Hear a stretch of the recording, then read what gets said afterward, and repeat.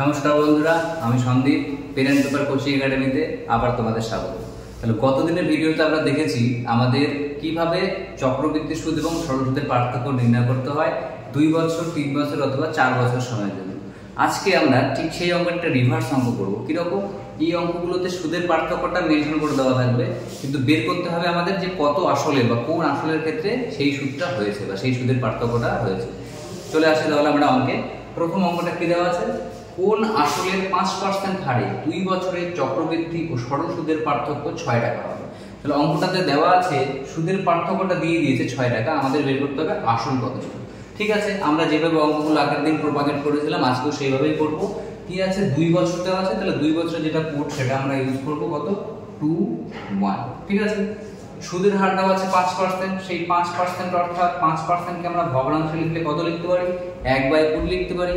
তাহলে এইবার আমাদের তো আগের দিন কি করেছিলাম, আমরা এই 20 বেরিয়েছিল, 20 দিয়ে ভাগ করে করে আসলটাকে লিখেছিলাম, কিন্তু এখানে তো আসলের কোনো কনসেপ্টই দেওয়া নেই। আসল কি সেটাই বের করতে হবে। আমি যদি আসলকে x মনে করি, আসল মনে করি x, তখন সেটাকে প্রথমে 20 দিয়ে ভাগ করে কত লিখবো? x/20। ঠিক আছে, এরপরে আবার নেক্সট স্টেপে আবার কি আছে? আবার আমরা কি করব? এখান থেকে x/20 কে আবার বলতে পারি 20 দিয়ে ভাগ করব অথবা 1/20 দিয়ে গুণ করব। তাহলে সেক্ষেত্রে কত পাচ্ছি? x/400। এইবার যেহেতু আমরা চক্রবৃদ্ধি সুদের পার্থক্য বা চক্রবৃদ্ধি সরল সুদের পার্থক্যটা বের করতে চাইছি, আমাদের নিয়ম কি? প্রথম লাইনটা বা প্রথম কলামটা বাদ দিয়ে দিতে হবে। নেক্সট স্টেপে আমরা গুণ করব। 1 এর সাথে x/400 গুণ করলে কত পাচ্ছি? x/400 পাচ্ছি।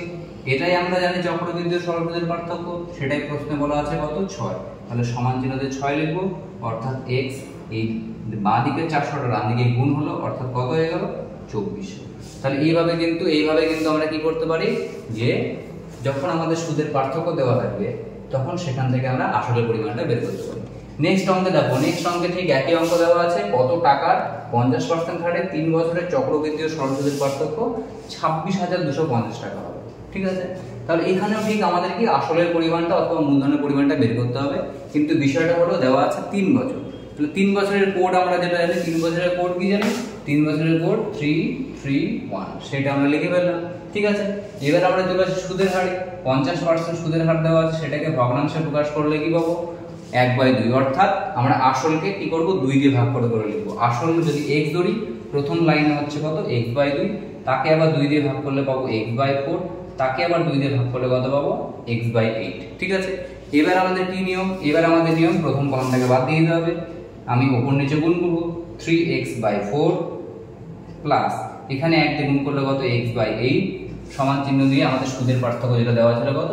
26,250। এখান থেকে আমাদের জাস্ট এখন x সলভ করতে হবে। 1000 কিভাবে সলভ করছি?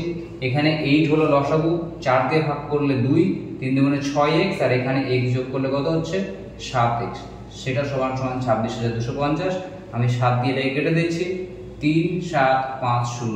ঠিক আছে, এইবার এই নিচের একটা ভাগ অবস্থায় ছিল, ডান দিকে গেলে গুণ হবে। 8 গুণ 3750 করলে কত পেয়ে যাব? 30,000। অর্থাৎ আমাদের সেই আসলের পরিমাণটা ছিল কত? 30,000 টাকা। তাহলে এই ক্ষেত্রে কিন্তু অঙ্কগুলোকে আমরা খুবই সহজে কোনো ফর্মুলা ইউজ না করে জাস্ট একটা কি কোড ইউজ করে আমরা কিন্তু খুবই সহজে অঙ্কগুলোকে করতে পারি। তাহলে কেমন লাগলো তোমাদের আজকের ভিডিওটা? তোমরা কমেন্ট বক্সে অবশ্যই জানাও। আশা করি ভালো লেগেছে, এবং এইভাবেই তোমরা তোমাদের নিজেদের প্রিপারেশন চালিয়ে যাও। যোগাযোগ করো আমাদের সাথে পেন এন্ড পেপার কোচিং একাডেমিতে। আজকের মতো এই পর্যন্ত। ধন্যবাদ বন্ধুরা।